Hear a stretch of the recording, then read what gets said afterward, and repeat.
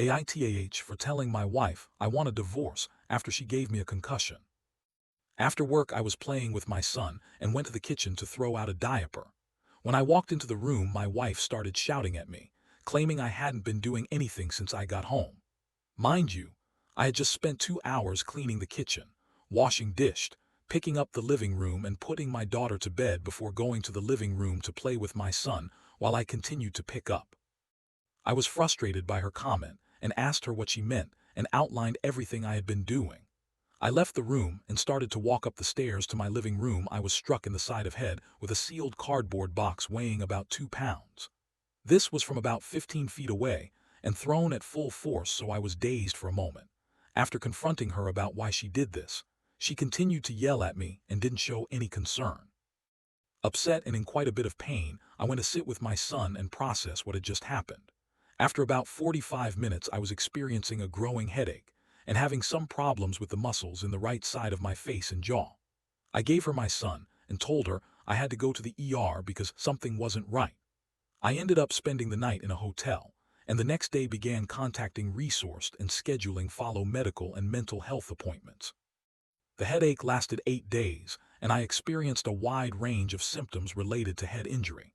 I missed over a full week of work, and it has been a pretty difficult experience navigating all my emotions while recovering and experiencing some bizarre cognitive issues.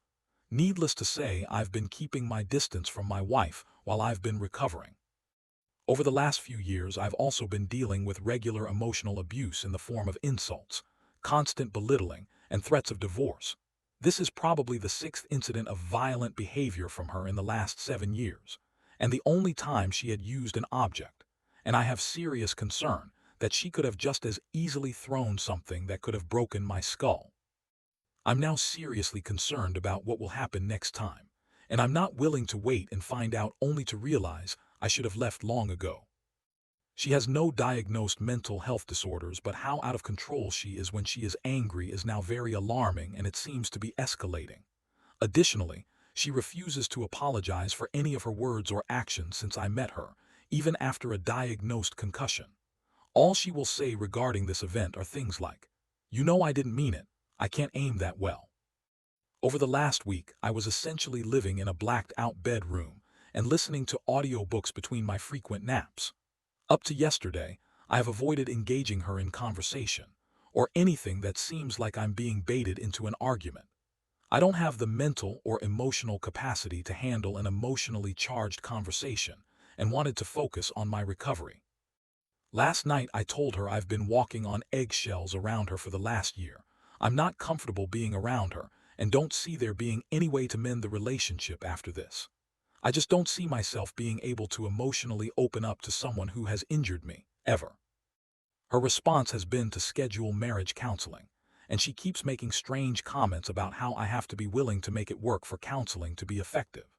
She don't seem to have the ability to understand that this won't ever be water under the bridge, and that she's destroyed what was left of our relationship, which isn't much as there has been no physical intimacy in 2 years due to some medical complications from the pregnancy and birth of our son. She refuses any physical contact, and lately I have been struggling with the idea of continuing to live this strange celibate lifestyle for the sake of maintaining a stable home for my children. I've been open about this with my close friends and mentors, and know I need to leave because domestic violence rarely stops, and I want better for myself and my children.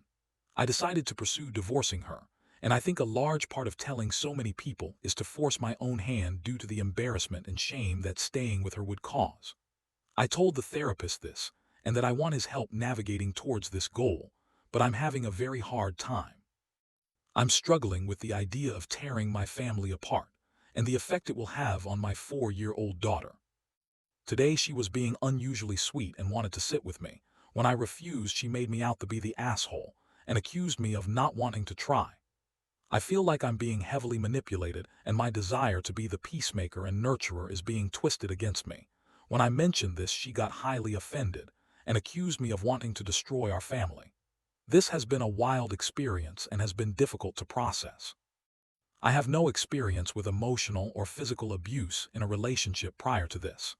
Am I being the asshole for refusing to entertain opening up to her, or participate in couples therapy due to fear of being manipulated? Should I stick to what I know to do intellectually and totally ignore my emotions and stick to my initial instinct to leave her? Follow up. I can't believe the level of support I've gotten since posting this. Most of you shared the same message, and I really appreciate that. There was quite a bit of very thoughtful advice and many points I hadn't considered. I've made up my mind to stick to my intuition and move on from this relationship. My biggest concern is now for my children, and I hadn't really considered what would happen to them if she didn't have me as an outlet for her anger. This afternoon I spoke to a highly recommended attorney, and she agreed to represent me and is helping to file a protection order. I really appreciate the effort that everyone put into helping me get my head straight, and intend to follow up with several of you directly.